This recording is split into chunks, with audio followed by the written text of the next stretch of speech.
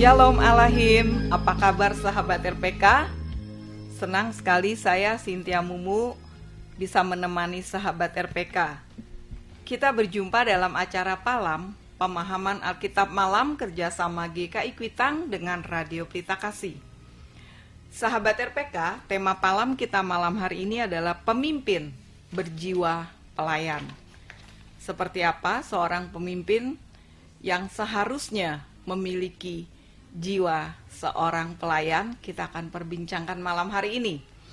Telah hadir di studio Penatua Priselia Damayanti. Selamat malam Prisel. Selamat malam Ibu Cynthia, selamat malam Pak Saur dan sahabat RPK. Iya, hadir juga Penatua Saur Huta Barat. Selamat malam Pak Saur. Selamat malam Ibu Cynthia, selamat malam Ibu Prisel, dan selamat malam sahabat RPK. Iya, sahabat RPK, acara Palam kita malam hari ini juga bisa diikuti melalui audio streaming kami di www.radiopelitakasih.com. Penata Saur akan mengantar kita terlebih dahulu dalam bacaan Alkitab sebelum kita nanti mendengarkan renungan singkat dan juga kita bisa berdiskusi dalam acara ini. Silakan Penatua Saur. Baik, terima kasih Ibu Cynthia Mumu. Sahabat RPK, saya akan bacakan firman Tuhan pada malam hari ini yang diambil dari Injil Yohanes 13 ayat 1 sampai dengan 17. Yohanes 13 ayat 1 sampai 17 yang demikian. Sementara itu, sebelum hari raya Paskah mulai, Yesus telah tahu bahwa saatnya sudah tiba untuk beralih dari dunia ini kepada Bapa. Sama seperti Ia senantiasa mengasihi murid-muridnya, demikianlah sekarang Ia mengasihi mereka sampai kepada kesudahannya. Mereka sedang makan bersama, dan iblis telah membisikkan rencana dalam hati Yudas Iskariot, anak Simon, untuk mengkhianati Dia. Yesus tahu bahwa Bapaknya telah menyerahkan segala sesuatu kepadanya, dan bahwa Ia datang dari Allah dan kembali kepada Allah. Lalu bangunlah Yesus dan menanggalkan jubahnya. Ia mengambil sehelai kain linen dan mengikatkannya pada pinggangnya. Kemudian ia menuangkan air ke dalam sebuah basi dan mulai membasuh kaki murid-muridnya, lalu menyekanya dengan kain yang terikat pada pinggangnya itu. Maka sampailah ia kepada Simon Petrus. Kata Petrus kepadanya, "Tuhan, engkau hendak membasuh kakiku?" Jawab Yesus kepadanya, "Apa yang kuperbuat, engkau tidak tahu sekarang, tetapi engkau akan mengertinya kelak." Kata Petrus kepadanya, "Engkau tidak akan membasuh kakiku sampai selama-lamanya." Jawab Yesus, "Jikalau aku tidak membasuh engkau, engkau tidak mendapat bagian dalam aku." Kata Simon Petrus kepadanya, "Tuhan, jangan hanya kakiku saja, tetapi juga tangan dan kepalaku." Kata Yesus kepadanya, "Barang siapa telah mandi, ia tidak usah membasuh diri lagi selain membasuh kakinya, karena ia sudah bersih seluruhnya. Juga kamu sudah bersih, hanya tidak semua. Sebab ia tahu siapa yang akan menyerahkan dia. Karena itu ia berkata, tidak semua kamu bersih." Sesudah ia membasuh kaki mereka, ia mengenakan pakaiannya dan kembali ke tempatnya. Lalu ia berkata kepada mereka, "Mengertikah kamu apa yang telah kuperbuat kepadamu? Kamu menyebut aku guru dan Tuhan, dan katamu itu tepat, sebab memang akulah guru dan Tuhan. Jadi jikalau aku membasuh kakimu, aku yang adalah Tuhan dan gurumu, maka kamu pun wajib saling membasuh kakimu. Sebab aku telah memberikan suatu teladan kepada kamu, supaya kamu juga berbuat sama seperti yang telah kuperbuat kepadamu. Aku berkata kepadamu, sesungguhnya seorang hamba tidaklah lebih tinggi daripada tuannya, ataupun seorang utusan daripada dia yang mengutusnya. Jikalau kamu tahu semua ini, maka berbahagialah kamu jika kamu melakukannya. Demikian pembacaan firman Tuhan. Yang berbahagia ialah orang yang mendengarkan firman Tuhan dan yang merenungkannya dalam hati. Baik, sahabat RPK yang terkasih, Injil Yohanes 13 ayat 1 sampai dengan 17 menceritakan tentang Tuhan Yesus membasuh kaki murid-muridnya. Peristiwa ini terjadi sebelum hari raya Paskah dimulai. Ayat-ayat tersebut juga jelas sekali menyatakan kepada setiap kita bahwa Tuhan Yesus sudah tahu segala hal yang akan terjadi pada malam hari itu. Dia mengetahui bahwa Yudas Iskariot akan mengkhianati dia dengan jalan menyerahkan dia kepada para imam Yahudi. Dia tahu bahwa Bapaknya telah menyerahkan segala sesuatu kepadanya, dan bahwa ia datang dari Allah dan kembali kepada Allah. Injil Matius pasal 26 juga menyatakan bahwa Tuhan Yesus mengetahui murid-muridnya akan meninggalkan dia. Tuhan Yesus bahkan sudah tahu bahwa Simon Petrus akan menyangkal dia 3 kali sebelum ayam berkokok. Ketika mereka sedang makan bersama, Yesus bangun dari tempat duduknya dan menanggalkan jubahnya. Ia mengambil sehelai kain lenan dan mengikatkannya pada pinggangnya. Kemudian ia menuangkan air ke dalam sebuah wadah dan mulai membasuh kaki murid-muridnya. Ia lalu mengeringkan kaki murid-murid itu dengan kain yang terikat pada pinggangnya itu. Peristiwa ini sangat penting dan memberi teladan yang sangat berharga bagi murid-muridnya pada waktu itu, dan juga kepada kita pada masa sekarang ini. Rupanya di antara murid-murid itu tidak ada yang rela bertindak seperti pelayan untuk membasuh kaki sesama mereka, termasuk membasuh kaki Yesus yang mereka sebut sebagai guru dan Tuhan. Budaya Yahudi menyatakan bahwa setiap orang yang akan masuk ke dalam rumah harus mencuci kaki mereka dahulu. Untuk itu selalu ada tempayan berisi air ditaruh di depan rumah, dan ada pelayan yang akan membasuh kaki para tamu yang akan masuk ke dalam rumah mereka. Karena pada malam perjamuan itu, Tuhan Yesus meminjam rumah seseorang yang tidak menyediakan pelayan. Maka murid-murid itu masuk ke dalam rumah tanpa mencuci kaki mereka. Melihat hal itu, Tuhan Yesus pun bangun dari tempat duduknya dan membasuh kaki murid-muridnya. Mengapa Tuhan Yesus melakukan hal itu? Tuhan Yesus melakukannya sebab dia mengasihi murid-muridnya. Yang dikatakan dalam Yohanes 13 ayat 1b, sama seperti ia senantiasa mengasihi murid-muridnya, demikianlah sekarang ia mengasihi mereka sampai kepada kesudahannya. Walaupun Yesus tahu ada murid yang akan mengkhianati dia, ada yang akan meninggalkan dia, dan ada yang akan menyangkali dia, Yesus tetap mengasihi mereka, dan karena itu ia tetap mau melayani mereka. Kasih adalah dasar utama pelayanan Yesus. Yesus datang ke dalam dunia ini karena kasih. Selain itu, Tuhan Yesus juga melakukan pembasuhan kaki tersebut. Dia juga ingin agar murid-muridnya rela melayani dengan kerendahan hati. Mencuci kaki adalah tugas dari seorang hamba yang paling rendah. Dalam teks yang kita baca dikatakan bahwa Tuhan Yesus bangun dari tempat duduknya. Dia membuka jubahnya, mengambil air dan menghampiri murid-muridnya, lalu berlutut di depan kaki murid-murid untuk membasuh kaki mereka. Semuanya menyatakan kerelaan hati untuk merendahkan diri. Sebagai pengikut Kristus yang setia, kita pasti ingin mengikuti teladan Tuhan kita Yesus Kristus. Kita sering berdoa, tolonglah kami ya Tuhan, supaya kami mengikut teladan-Mu. Memang hal itu yang dikehendaki Tuhan Yesus bagi kita semua. Dalam Injil Yohanes 8 ayat 12, Tuhan Yesus berkata, Akulah terang dunia, barang siapa mengikut aku, ia tidak akan berjalan dalam kegelapan, melainkan ia akan mempunyai terang hidup. Kemudian dalam Injil Matius 5 ayat 14 juga mengatakan, Kamu adalah terang dunia. Kota yang terletak di atas gunung tidak mungkin tersembunyi.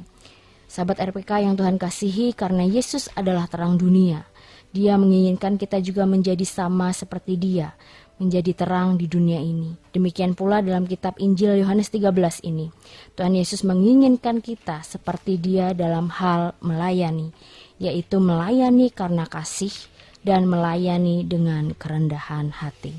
Tuhan memberkati kita.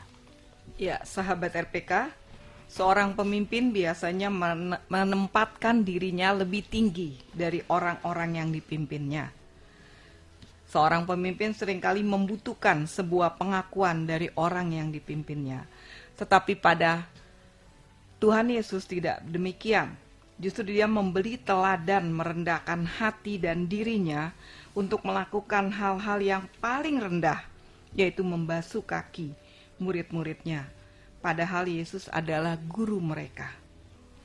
Semua murid tidak terkecuali dibasuh kakinya, sekalipun Dia tahu salah seorang muridnya nantinya akan mengkhianati Dia, tetapi Dia tetap melakukannya dengan penuh cinta kasih.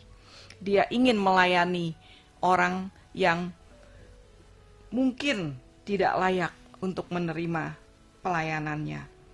Jika ingin menjadi pemimpin yang melayani, teladanilah Yesus. Karena Yesuslah satu-satunya pemimpin yang memiliki jiwa pelayan.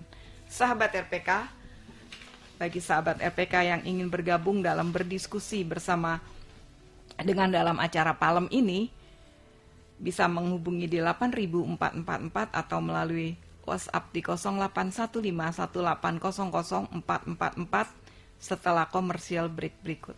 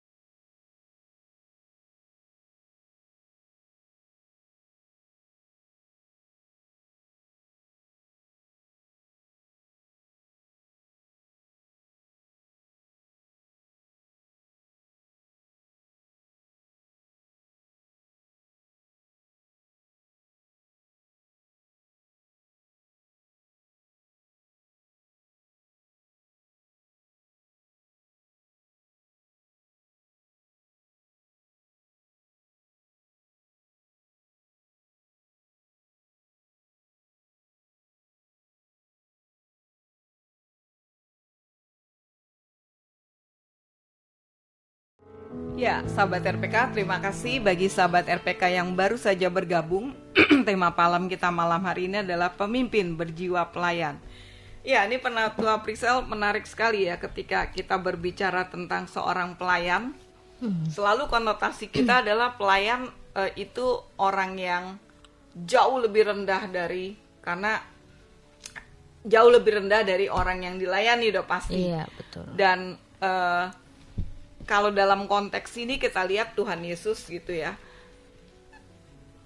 dia guru gitu kan. Terus yang menarik lagi dibilang tadi di dalam uraian tadi dibilang dia tahu loh ada muridnya yang nantinya akan mengkhianati dia juga gitu kan. Tapi dia masih mau mencuci kaki gitu. Ini buat saya agak karena logikanya pada saat saya tahu ada orang yang dalam tanda kutip mau berbuat Jahat. kurang pantas, jahat gitu kan, ngapain Iya. juga saya Harus mau melayani. melakukan gitu ya. Iya, betul. Nah ini manusiawi nggak sih Pak Saur pernah alamin juga nggak bagian-bagian seperti ini? Saya yang jawab nih. Iya Pak, boleh. Sebelum nanti Bu calon pendeta Priscil ya, kalau saya hanya berbagi saja. Iya boleh. Saya pernah bukan pemimpin tapi sebagai pelayan. Oke. Ini kejadian nyata nih Pak, real nih Pak. Real nih kehidupan nih ya. Iya, ini real nih oke. dalam kehidupan saya. Jadi saya pernah bekerja sebagai pelayan masyarakat. Itu apabila orang yang saya layani kembali dari saya dengan senyum, itu ada rasa puas dalam hati Bu Cynthia Mumu. Walaupun banyak orang yang merasa dia sebagai pelayan tapi ada sikap arogansi ya, karena dia yang tidak memahami bahwa dia sebenarnya pelayan. Bahkan sampai saat ini pun saya lihat di banyak instansi lah saya bilang ya, mereka belum paham betul apa tugas mereka. Padahal mereka pun kalau yang seperti ASN ya yang dapat gaji dari pemerintah ya, mereka digaji dari uang rakyat itu gitu kan, harusnya mereka mengabdi lah, melayani. Iya betul. Walaupun saya lihat kalau untuk sekarang sih sudah ada kemajuan ya, banyak saya lihat ya di beberapa instansi, tapi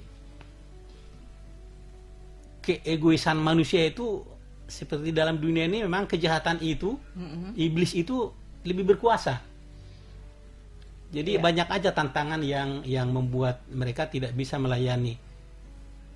Sehingga jalan satu-satunya menurut saya untuk mengatasi itu harus memang ada komitmen daripada kita sendiri seperti Yesus Kristus. Kalau tidak ada komitmen dari Yesus tentu juga dia tidak mau melayani. Udah tahu Yudas Iskariot mau mengkhianati dia, kok masih juga gitu ya. Itu karena ada komitmen, karena dia ditugaskan, diutus oleh Tuhan untuk menyelamatkan mereka. Tanpa kesadaran seperti itu mustahil memang kita bisa melakukannya, Bu. Iya, menarik juga memang ketika kita bilang kita adalah pelayan Tuhan tapi kita nggak menunjukkan satu sikap seorang pelayan, harusnya dipertanyakan ini sebenarnya beneran pelayan apa enggak sih gitu ya. Nah mungkin Priscil ngalamin juga nih, kan yang langsung terjun ke pelayanan di gereja atau mungkin di tempat lain itu paling berasa tuh. Iya.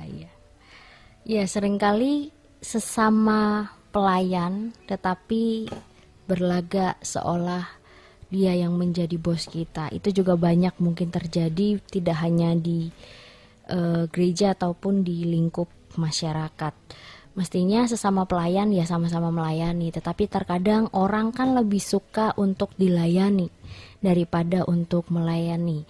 Seperti yang Yesus juga lakukan, sebenarnya kan Tuhan mau membangun inisiatif para murid-muridnya gitu. Ketika Tuhan tahu dia meminjam rumah di mana rumah itu tidak ada pelayannya, tetapi di situ para murid Yesus menganggap bahwa ya saya juga tamu terhormat begitu.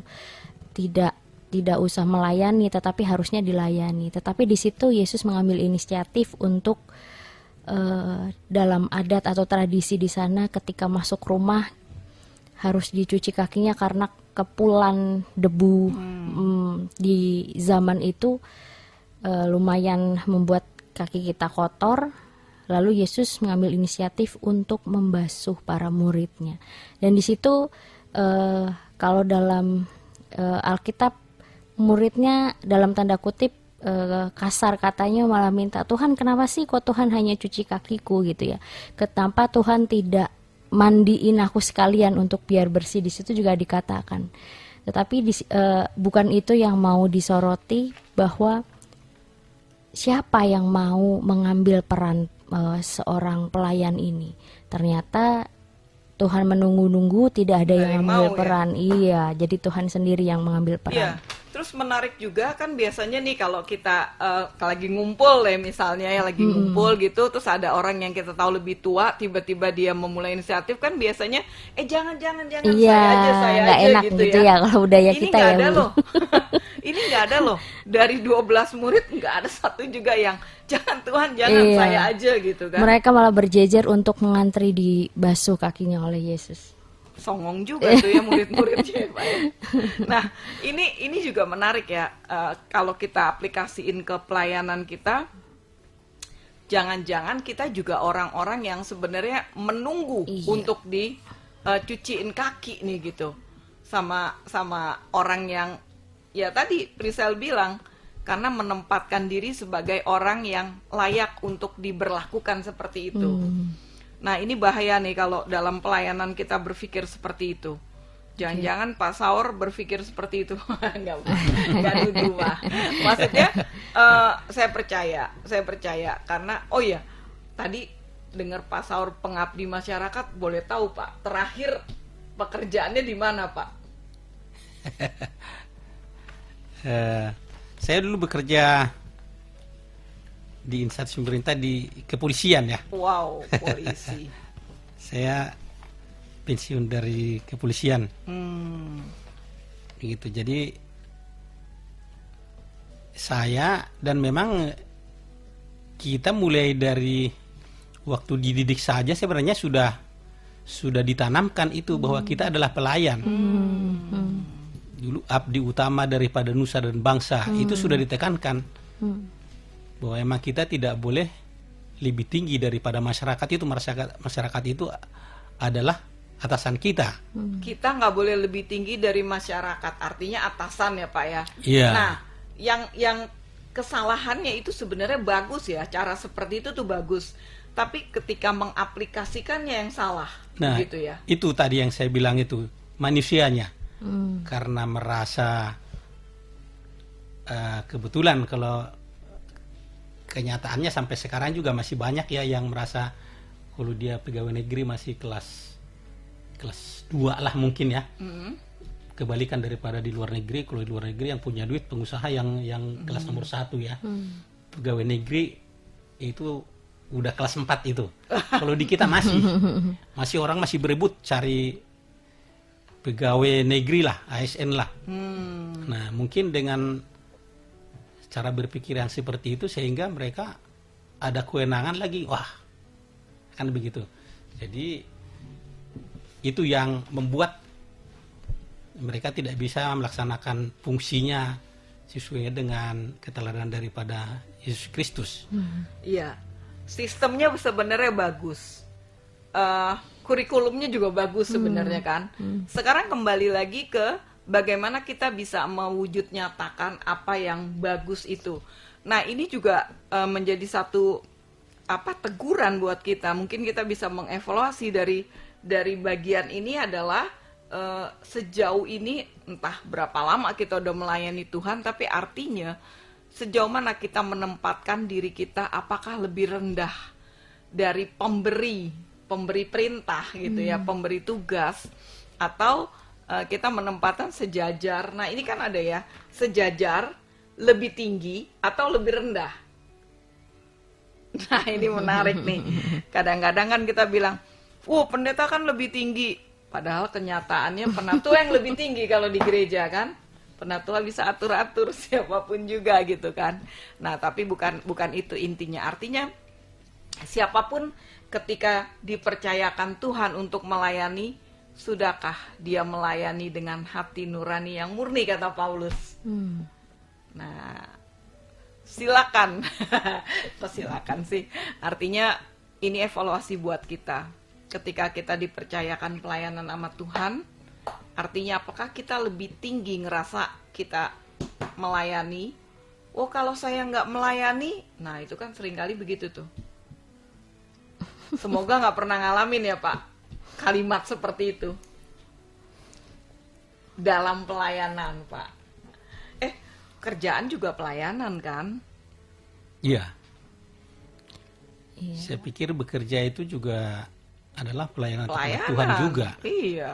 Ditempatkan Tuhan di kepolisian, gitu Iya. kan? Nah, bagaimana tadi kalau Prisel bilang jadi garam dan terang, sudah nggak kita jadi garam dan terang di tempat di mana Tuhan nempatin kita? Sekarang Bapak ditempatin di Penatua. Nah, Udah berapa tahun Pak jadi Penatua?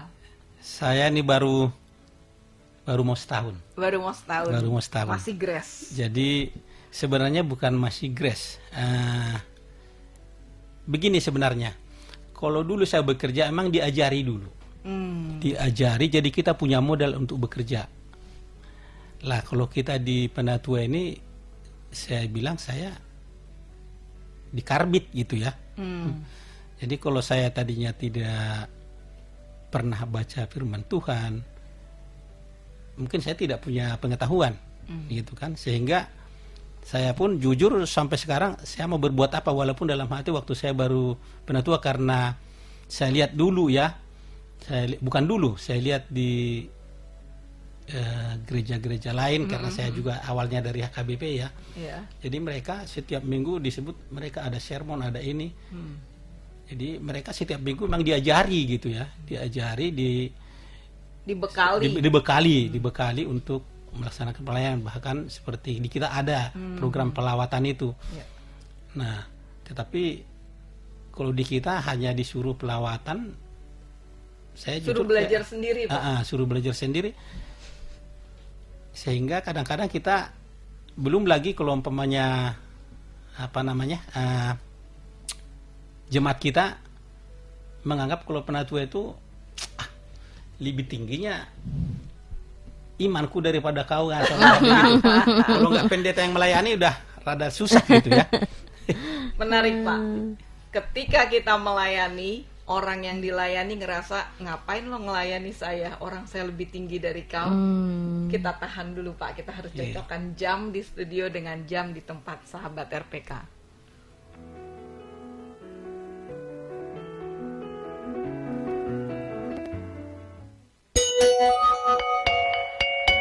Jam di studio kami menunjukkan pukul 20:30 waktu Indonesia Barat. Shalom, sahabat RPK, pernahkah berpikir atau merenung? Untuk apa sih kita hidup di dunia ini? Tahukah sahabat bahwa hidup kita ini ada maksud dan tujuannya? Hidup kita ini sangat istimewa loh. Sebenarnya Tuhan memberi tugas yang luar biasa indah dan mulia dalam hidup kita. Tugas apakah itu? Mari bergabung bersama Terang Eklesia Ministry dalam program rohani Misi Tuhan untuk Hidupku setiap hari Minggu kedua dan Minggu keempat pada pukul 19.15 sampai 19.45 waktu Indonesia Barat di 9630 RPK FM. Sampai bertemu, Tuhan Yesus memberkati.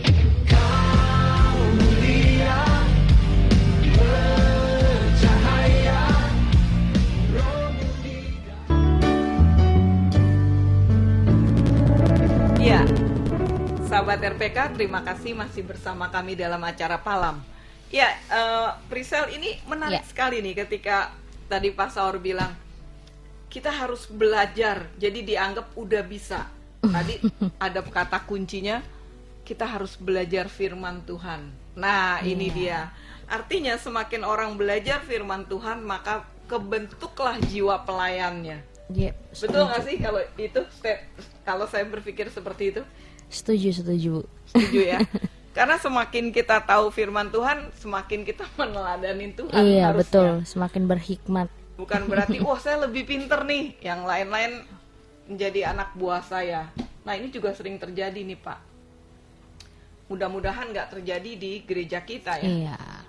Gereja kita baik-baik sih. Para penatuannya juga semangat seperti Pak Saor ya, walaupun baru dicemplungin lagi kan. Betul, dicemplungin. Dicemplungin kan. Nah tapi ketika baru dicemplungin aja saya udah lihat berkali-kali itu, tiap ada pelayanan ada nama Pak Saor, artinya siap untuk melayani Tuhan. Iya. Kapanpun siap. Jadi sudah apa namanya? Udah ditempa, Bu. Udah Ditempa. Jadi ditempa, setiap ada perintah harus dilaksanakan. Wah itu kayak pengabdi masyarakat gitu ya. Iya, Siap, betul. komandan gitu ya. Pokoknya siap. Apapun siap. Nah itu kan Bapak lagi bilang sama Tuhan, siap Tuhan, terima kasih atas pelayanan yang diberikan gitu. Nah inilah yang menarik Pak, ketika kita melayani Tuhan, artinya kita juga dibentuk oleh Tuhan. Jadi pertama memang kalau menurut saya Pak ya, ini Prisel boleh menambahkan, ketika kita ada telepon. Halo. Yo, RPK selamat Halo. malam.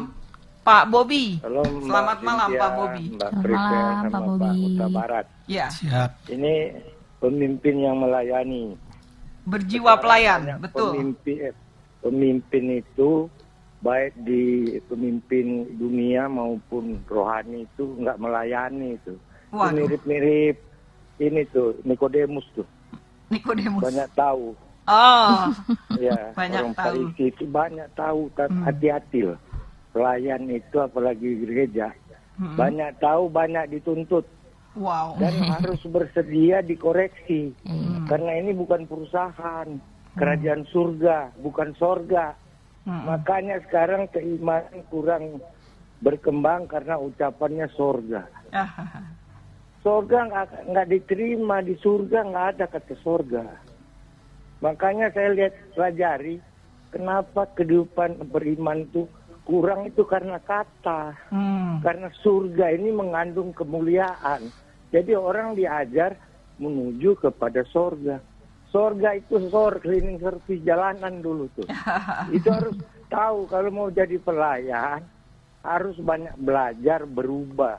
Ya. Itu kayak Pak Huta Barat itu. Iya.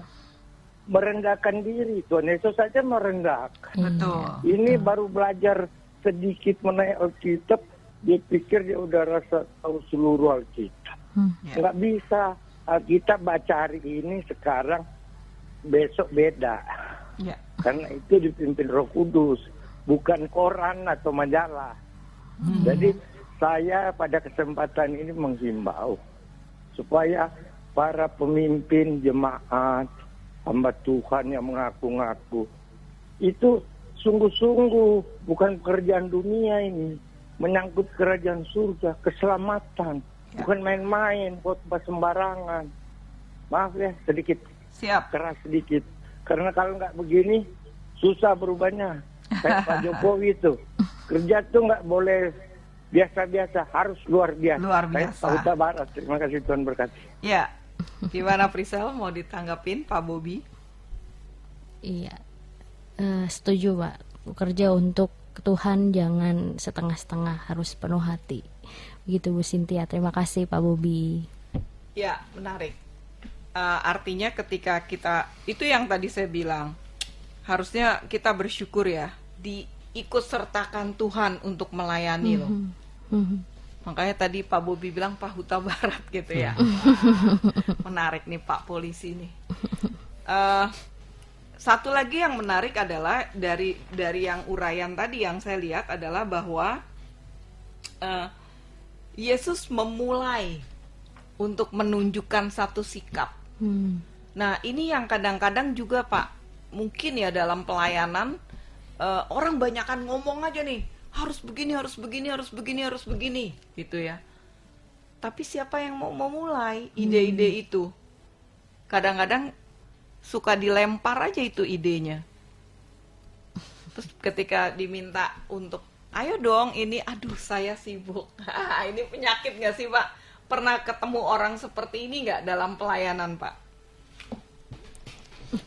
Ya ada sih, ada sih teman yang seperti itu, tapi saya tidak bisa pastikan karena alasan itu kan bisa aja benar, bisa tidak. Kita nggak perlu buktikan. Betul. Kalau kayak saya itu istilahnya, dan memang sudah dari, udah saya bilang tadi, saya kembali lagi, saya harusnya berlima kerja, yang lain kabur, saya sendiri siap karena misi itu harus dilakukan. Saya harus bertanggung jawab. Jadi ini pun begitu. Saya ada rasa sombong. Rasa sombongnya, kalau satu tim itu bekerja kan bersama-sama kan lebih enak. Tapi kalau yang lain istilahnya tidak mau, saya nggak mau ikut seperti mereka. Ya udah, biarin saya sendiri kan gitu. Kan banyak orang itu, dia bisa, kenapa saya nggak bisa kan begitu. Betul. Kalau saya ya udah, kalau emang istilahnya teman istilahnya tidak mau, ya udah, mau tak mau harus saya kan begitu. Bahkan saya sendiri pun kalau harus melakukan pekerjaan itu ya nggak masalah bagi saya. Nah gitu, kecuali saya tadinya sudah tidak gitu ya. Kalau saya sudah komit seperti ini, saya udah dipanggil, saya hampir Tidak setengah-setengah ya Pak ya. dipanggil, udah ini Tuhan loh yang manggil katanya. Nah, Siap kan begitu. Itu yang paling penting tuh. Siap, kalau emang Tuhan yang manggil saya jadi penatua, saya siap laksanakan dengan keterbatasan pengetahuan saya kan Iya, gitu. iya Pak. Jangankan siap bilang siap, kalau komandannya aja bilang harus siap ya Pak. Iya. Jawabannya siap gitu. Iya, Dan siap bukan hanya asal siap, memang betul-betul dilaksanakan. harus siap. Dan Siap harus laksanakan, harusnya begitu ya Pak. Iya. Nah ini menarik.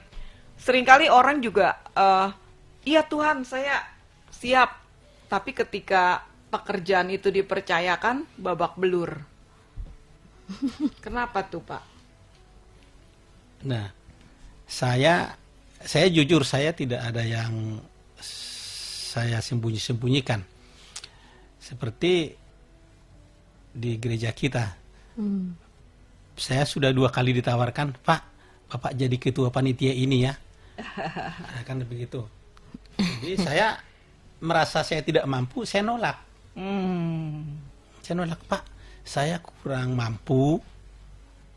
Kan begitu, saya kurang mampu. Jujur, leadershipnya saya kurang karena biasa anak buah ya diperintah gitu ya. Nah, jadi akhirnya saya nolak. Jangan saya deh Pak, mungkin saya di bidang ini saja. Nah, kalau di bidang saya sih 24 jam siap. Begitu. Iya. Menarik. Iya. Seringkali orang ketika diminta, wah siap dulu nih, gitu kan. Ada 2 hal.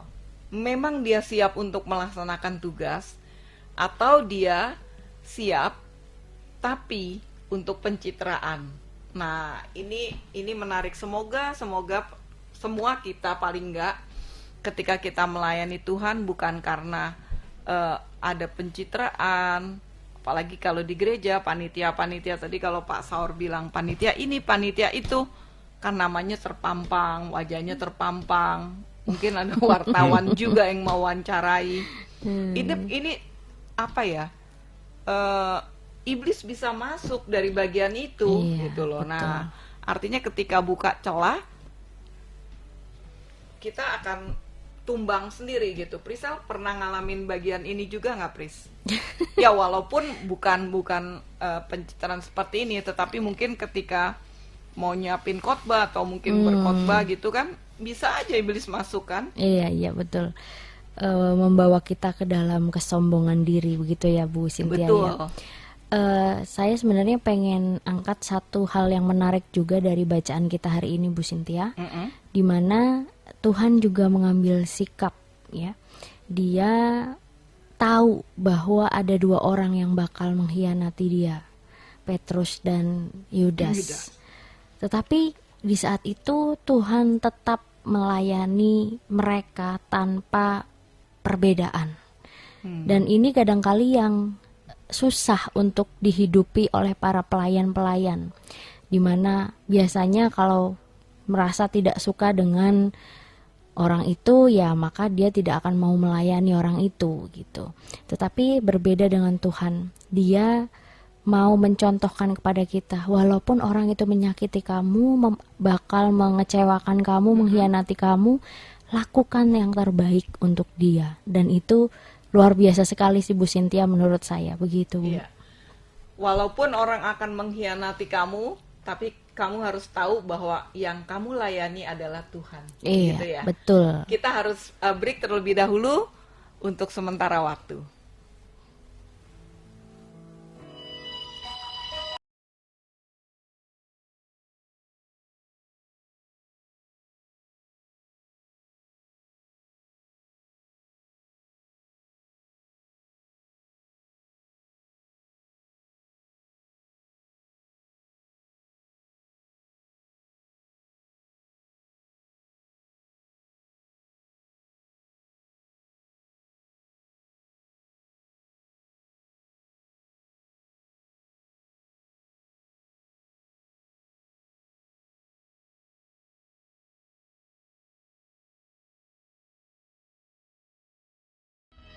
Ya, ini sudah ada WhatsApp.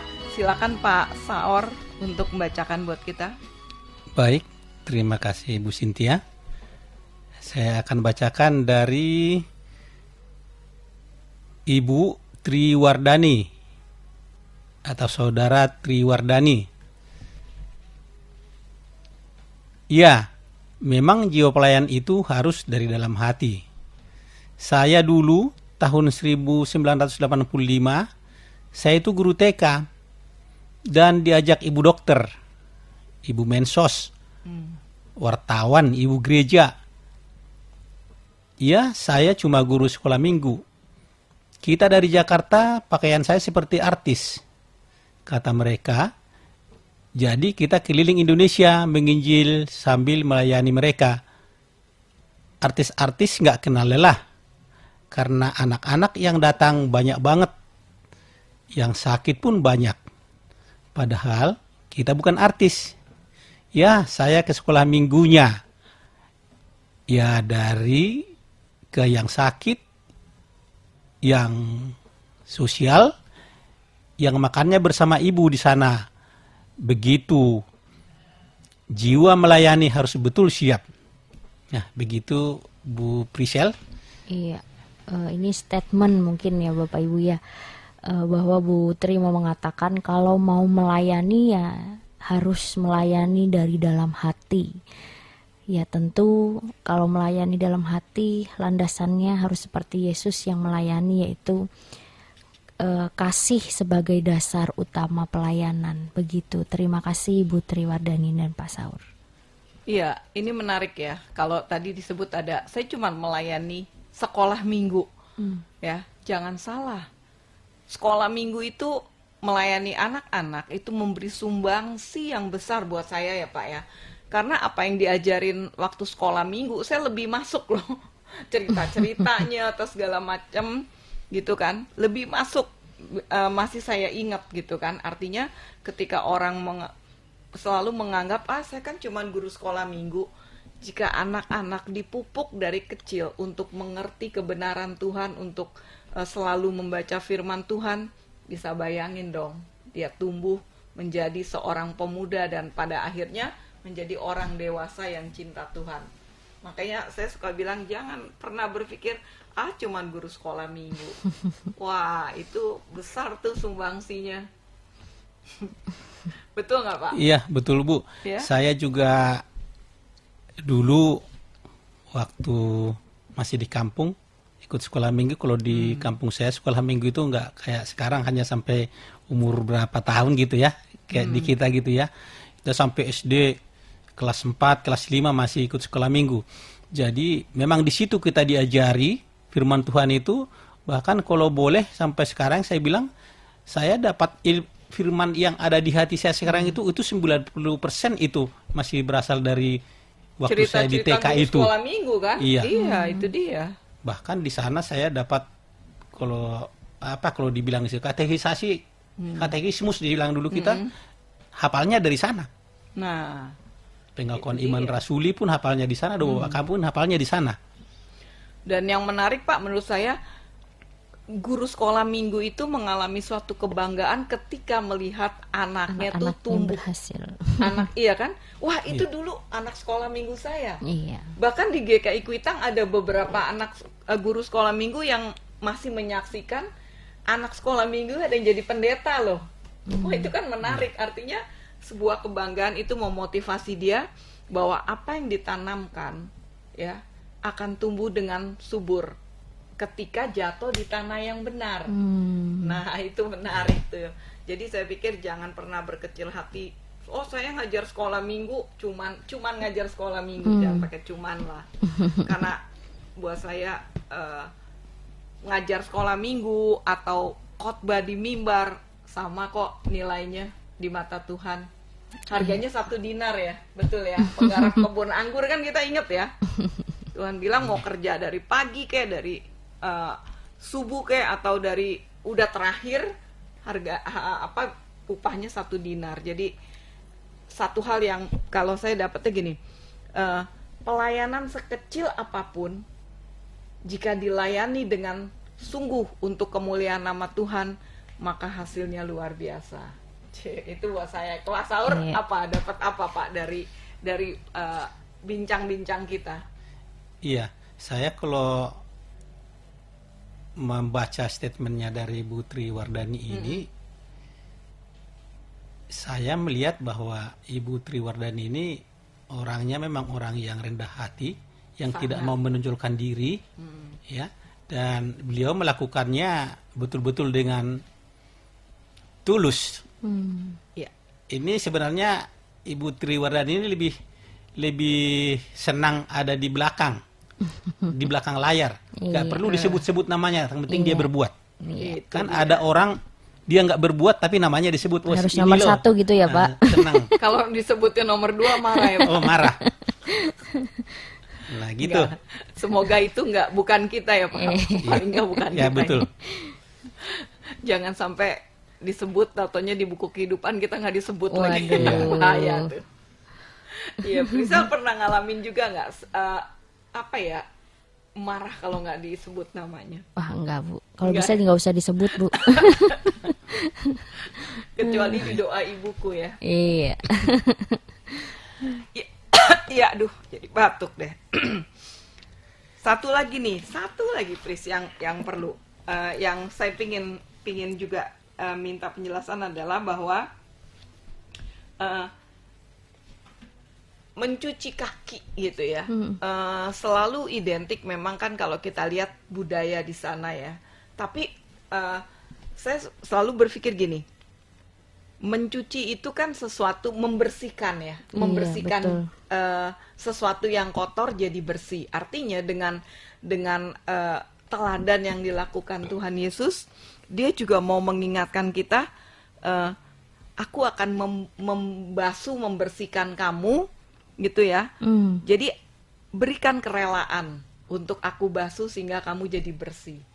Iya. Saya dapat itu juga tuh dari uraiannya Priscil. Ada tambahan Pak Saur nggak? Dapat apa?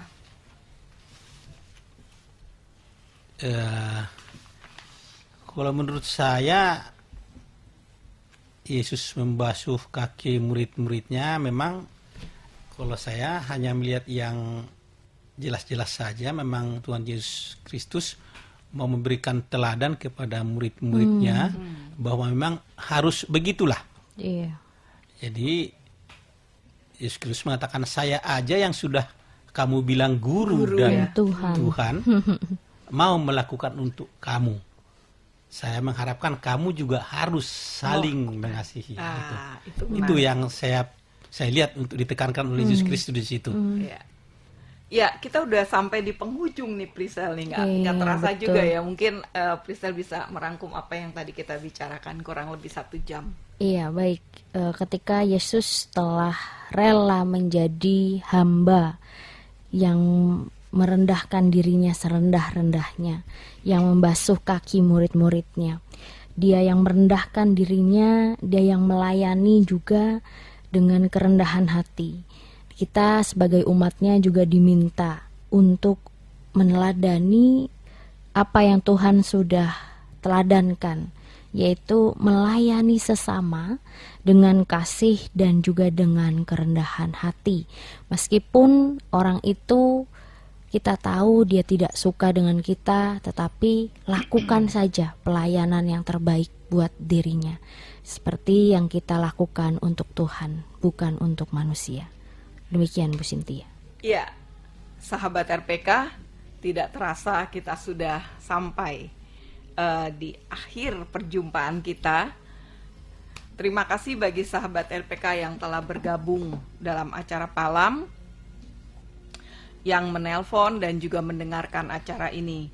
Kita akan berjumpa di hari Rabu mendatang di jam yang sama dengan topik yang berbeda. Saya Cynthia Mumu. Saya Penatua Sarof Huta Barat. Saya Penatua Priselia Damayanti. Kami mengucapkan terima kasih atas kebersamaan sahabat RPK. Tuhan Yesus memberkati.